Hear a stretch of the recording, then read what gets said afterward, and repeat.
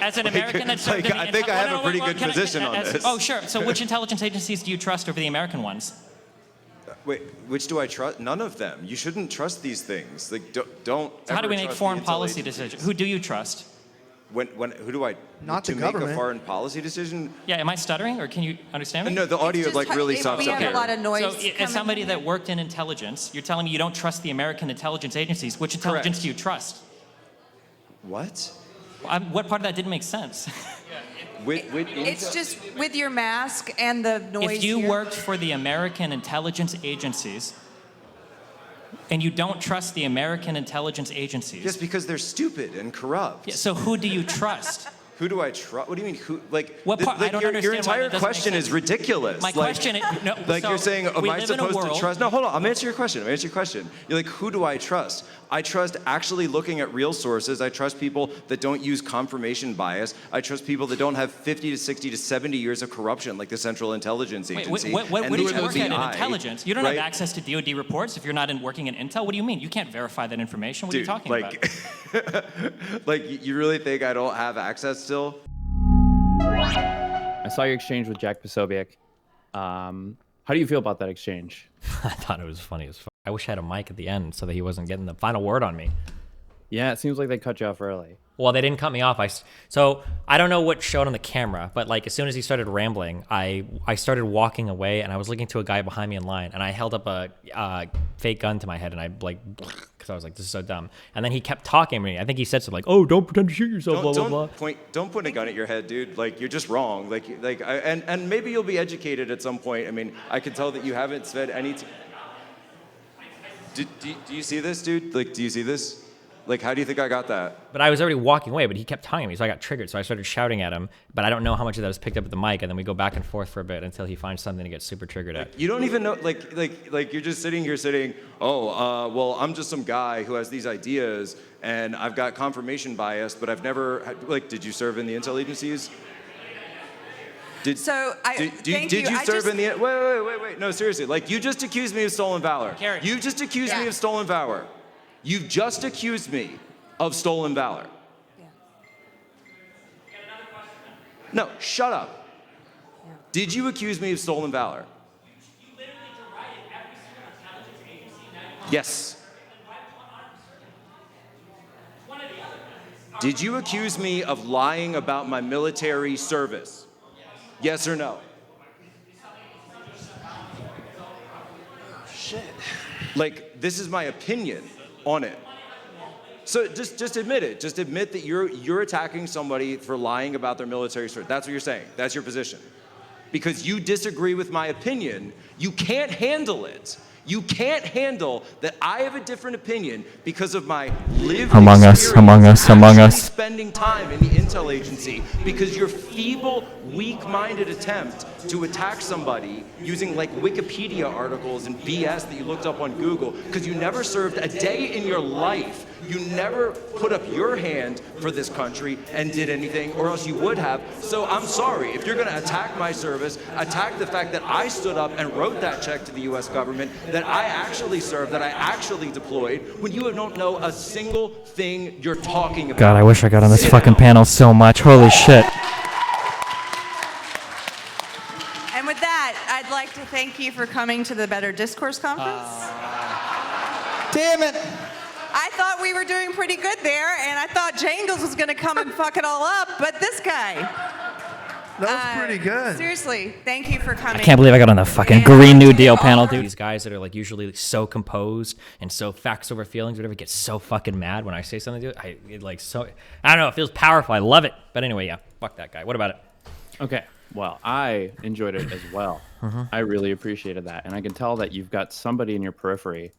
You've got some proximity to somebody in the intelligence agency or something. It seems like you knew a little more than the average person did. Oh yeah, so my ex worked for Lockheed Martin for a while. I'll just say that much. Sure. Okay. In the DC area, I'm just curious. Yeah, I lived in Northern Virginia for a while. Okay, gotcha. Okay. I really appreciate that. That you knew a little bit about that. And I imagine she probably didn't get to tell you a whole lot about work, and that you may have been curious and probably asked a lot of questions, and she had to remind you that she couldn't really talk about certain things. Absolutely. Okay. Well, I guess I could demystify things a little bit because people like Jack Posobiec, I think, he was probably really confident that he could go in and just propagandize and spread his message Mm-hmm. and rely on the fact that he's in a middle American town where people are quite disconnected generally from. The Mm-hmm. odds of encountering somebody that worked, in the intelligence community were probably pretty low, and he could get away with taking a lot of rhetorical liberties, in polling with things like "I served in the intelligence agencies" or whatever. Yeah. So I looked into him a little bit. It turns out he's a Navy reservist, and he worked at ONI, which is Office of Naval Intelligence. Mm-hmm. And I haven't collaborated a lot with ONI, Mm-hmm. but it stands to reason that what they have to do is Navy related. Mm-hmm. But the fact that he was a reservist officer doesn't really tell us much. Sure. But, I read there's a Wikipedia profile on him. Apparently, he worked there while acting as a naval reserve officer, and then again as a private contractor. And what else do we know about him is that he had a security clearance. But Had. it still doesn't. Yeah, it still doesn't tell us anything though. Even while it was active, Mm-hmm. it doesn't tell us anything. He tries to make it out. He tries to convince people that he has some access or had some access into like U.S. intelligence systems or something like that. Mm-hmm. And I guess, I I should make it clear that like working at an intelligence agency and having a security clearance could put you anywhere from being like an operator to, I don't know, staffing the kitchen or something like that. Like Well- the janitors have a top secret clearance. So this is my understanding of how these clearances work. I could be wrong. My understanding is, so if you look at like, if you're applying for like a TS SCI security clearance, okay, the C in that, okay, is compartmentalized. Just because you have a security clearance doesn't mean that they basically say like, well, here's the network drive, and for literally any TS level thing you want, you can go and search through the entire US fucking intelligence networks and get any piece of information you want. Like whatever you have, like whatever information you need is going to be related to what you're working on. So like the fact that this guy, I said had a clearance because it was revoked in 2017.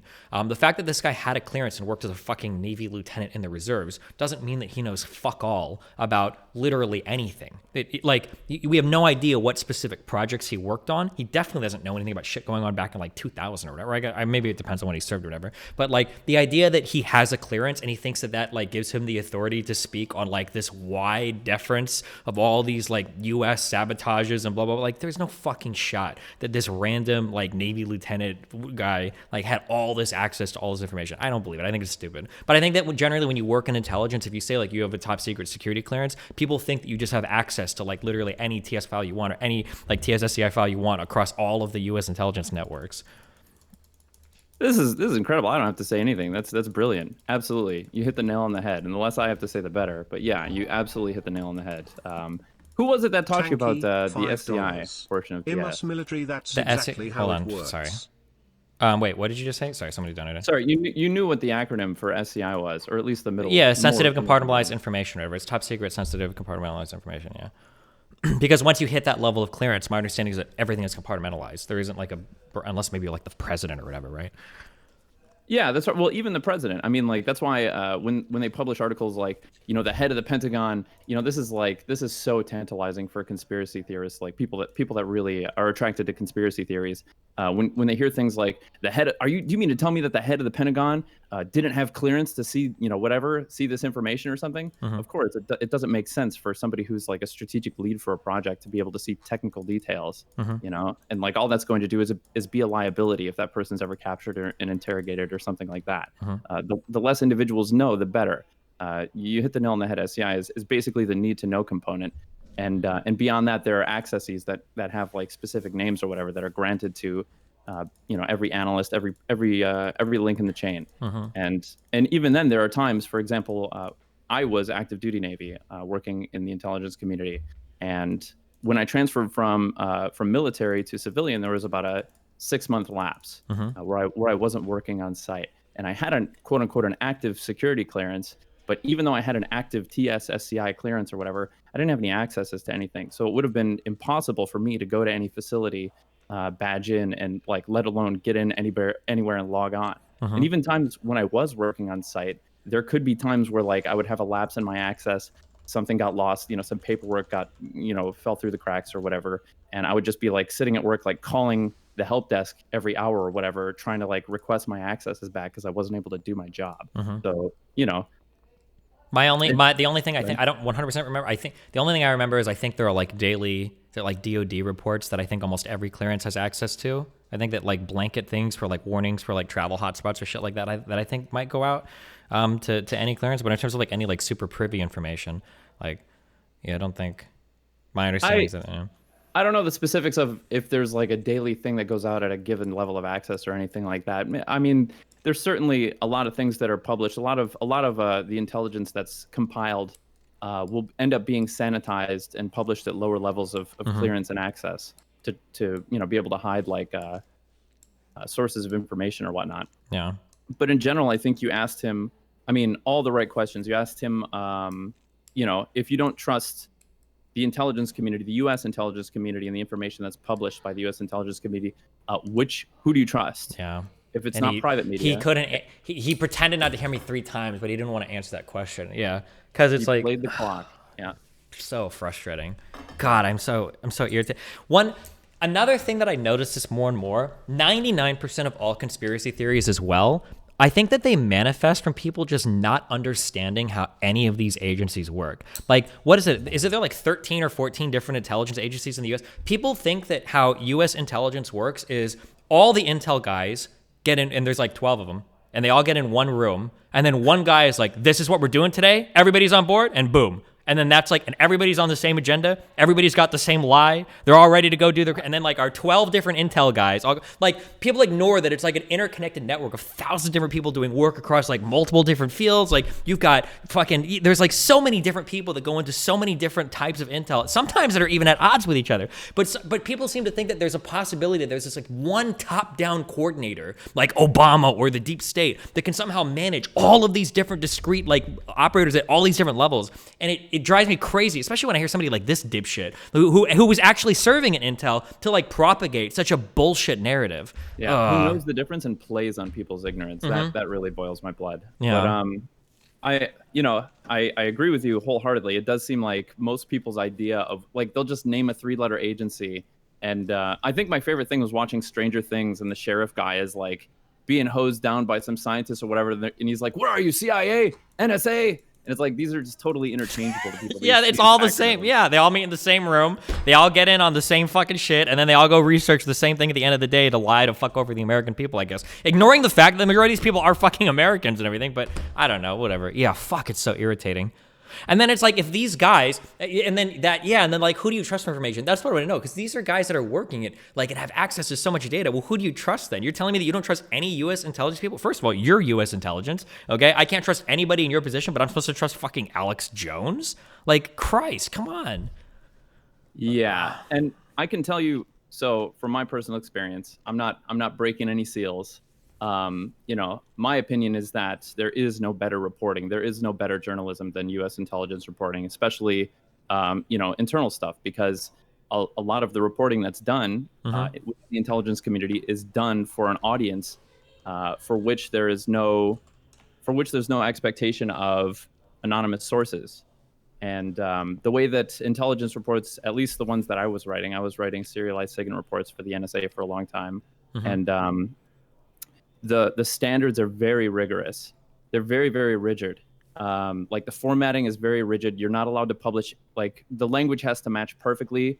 What you're allowed to publish, which must be out of parentheses and must be in parentheses, must match the level to which you're able to substantiate the claims that are being made. So if there's any claim that you're making that is going to be in an intelligence report, it must link to a source. Which can be reviewed by people that are like reviewing the report itself. And if you have any sort of tangential analytic input to put on about what seems like it might mean this, or what is likely to be something else, all that stuff has to be contained within, like an analyst comment. All that stuff is outlined very clearly, that it is not substantiated in the report, but it is in the report, but it is the conjecture of the analyst that thinks this, that, or the other, or whatever. This, like, I spend a lot of time reading the news. I start off every stream reading the news, and like I end up bitching every single time about how much I hate private media and journalism and stuff. because like I don't know where the hell to go to just get straight reports. I don't want narrative. You know what I mean? There's none of that. There's not allowed to be any spin. There's not allowed to be any like color commentary or narrative or anything like that in intelligence reporting. There are no questions left over that aren't posed in the in a report from like an intelligence report or something like that. I'm a little bit spoiled by that, and I don't know what mechanisms there could be to allow us to have reporting that is as crystal clear and as unambiguous as existing. I mean, I feel like so like the two like on the ground like reporting things I usually trust are like usually Reuters and Associated Press are just reporting. Generally, it's just facts as are. But like once that gets like digested and kind of spit out at like Fox or CNN or whatever, you're getting like a highly like narrative kind of driven reporting on that. But I think that humans identify with stories better than those types of narratives than just like a raw collection of facts, because without context, you don't usually know how to feel about them, right? So you kind of need a news agency to tell you. I guess more often than not, I see like like a lot of news articles that are put through. Yeah, I don't know, stuff that's sourced that sources AP or Reuters or whatever, but ends up being pushed through the Hill or New York Times or whatever. Like it starts off with a narrative, and then it ends up kind of usually meandering around, and then like tries to put things in the context of something that more famous politicians are saying about it or something like that. But it doesn't end up like delivering the meat and potatoes of what the story actually is. That, and it seems like whoever is writing the headlines for these stories is doing so like as dishonestly as I can, as possible. Like it seems like they're trying to lead people into conclusions with I think they might be learning from your Twitter, honestly. Yeah, but I mean, I think that's kind of like that's what you do, I think, as a journalist, right? Because otherwise nobody would read your stuff. Like I think basically the idea is, so if you're sourcing AP or Reuters, basically you take like, okay, well, here's part of what happened. Now, you don't give a fuck about that, obviously. So, like, the second part of the article is going to tie this into, like, oh, well, here's something that's recently happened that you do care about. And then part 3 is, like, here is what famous people that you know and like or hate have said about this particular thing. And then the fourth thing is, like, here's what we look forward to in the future. There's, like, some fucking formula to take some, like, pieces of facts and then tie them together in a story that, like, an average person will care about, I think. Well, there's that, and there's also the implications in the headline, and I think like people in journalism are pretty savvy to know how people are going to interpret certain phrases. Like if you write something like Chuck Schumer claims yada yada sexual assault or whatever, most people are going to read that headline and think, oh my god, yada yada committed sexual assault. They're like, do you do a lot of like foreign policy stuff? I mostly worked China during my time. Do you know anything about like Syria, Middle East stuff or whatever? Oh no. Oh fuck. That stuff is so complicated. Because I was gonna say like my favorite types of articles would be like, so like at one point in time, Russian jets violated Turkish airspace and were shot down. Do you remember this event happening at all? Vaguely, yeah. There's like 20 different ways that you can write an article, and you saw so many. I don't know if I ever talked about this, but there were so many different types of articles. So it was anywhere from like Russian jets ignored Turkish warnings and violated their airspace, and were punished by Turkish fighters, shooting them down as they're supposed to.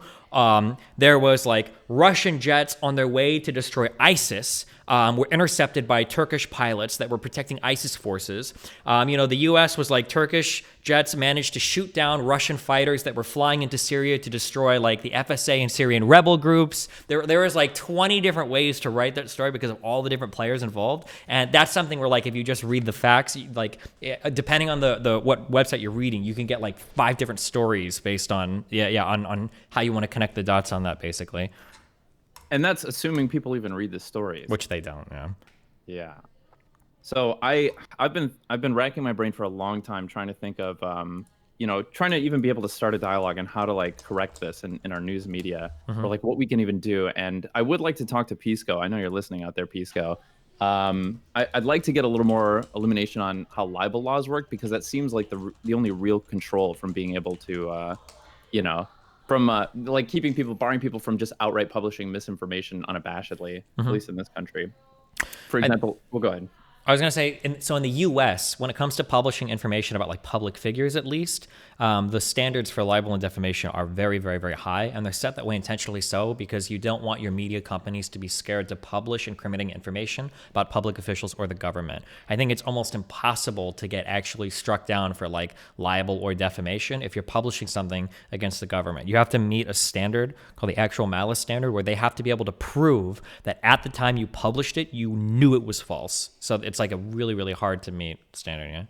So I guess I'm more curious about, like I don't think there's anything stopping me right now from my apartment in Long Beach starting a news company called, or a newspaper, an online newspaper called the London Herald or something like that. And just publishing whatever I want. What mechanisms are there keeping me from basically publishing damning information about foreign officials or something like that? Can they extradite me and take me to court on their laws? Do I have, like First Amendment protections from the United States protecting me from extradition or what? I actually don't know. I mean, it like, seems like a problem, right? I mean, well, I mean, like, you have to consider like tabloids. How long have tabloids survived in the United States for? yeah, a long time. And I don't understand the legal defense for things like, like Alex Jones, the sort of news that he puts out, or well, so we fall far on the free speech side of this, right? But like the way that it works is basically this is what you want to prevent. So do you remember the Steele dossier that BuzzFeed published? It was the one with all the claims about Trump, right? Oh, okay. Yeah. So there's a lot of people behind the scenes that thought that maybe that was real or maybe it wasn't, and people weren't sure. And a lot of people had their hands on that dossier for a while, but then BuzzFeed News published it, right? So the worry there is most of the people that had that had an inkling that there was a real guy, that Christopher Steele or whatever, that was like working on putting this together, but they weren't sure if the information was real or not, so they don't want to publish it. But the idea is let's say that you publish that because you think it's real. You've got this document, a guy's been working on compiling all this information, and like you go and you publish the document. Let's say that it turns out that a lot of that information or some of that information ends up being not real. Are you now all of a sudden going to get sued? And let's say that you do. What happens to the future of media in the United States where you've got some compromising information about like a political leader and you're like, we could publish this, but fuck, what if it ends up not being real? Now maybe we just shouldn't publish anything unless we're 100% positive. And now you've created this weird effect in the media where they're scared to publish about powerful figures because if it ends up being wrong, or worse yet, if they just can't prove that it was correct at the time, now they can't publish anything because they're going to get fucked. Well, I guess that all hinges on what you mentioned earlier, the mechanism, of are you able, I guess the prosecutor would, like you mentioned, would have to prove that you knew that the information was untrue at the time of publishing, which is, in the US, but that's almost impossible to prove, right? So that's why you have such huge deference for media companies to be allowed to do it. Now in the UK, you have to be able to prove that what you published was actually factually correct. So they go on the way other end of it. That's really hard.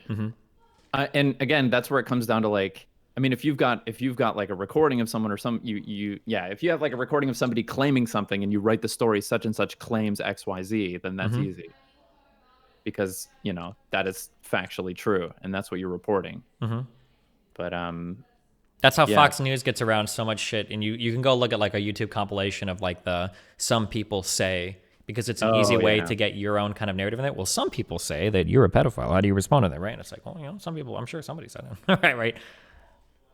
Well, I mean, that is a lot of the reporting that I ended up doing is like, XYZ person claims XYZ, right? And I think that's fine, but the difference no. To be clear, I'm saying those are the actual words. It's not some people say like that. Oh, yeah, okay, yeah. It's literally just some people say with that. It's too vague. But being able to claim an actual individual makes a claim and tying that individual to why you would care that they're the ones that said it. Again, but the consumer base for people who are reading like classified intelligence reports is quite more selective than the average person who's reading it for entertainment or whatever. So I do think that that's like a thing that we, I guess, need to just like train into ourselves or popularize the idea of being more scrutinous about the sort of free media we publish. I guess like... Yeah, that's never going to happen. But it'd be cool if it did. Remember to hit that like and subscribe, and don't forget the notification bell so that my videos show up right in your feed. Okay, how do you feel about incest?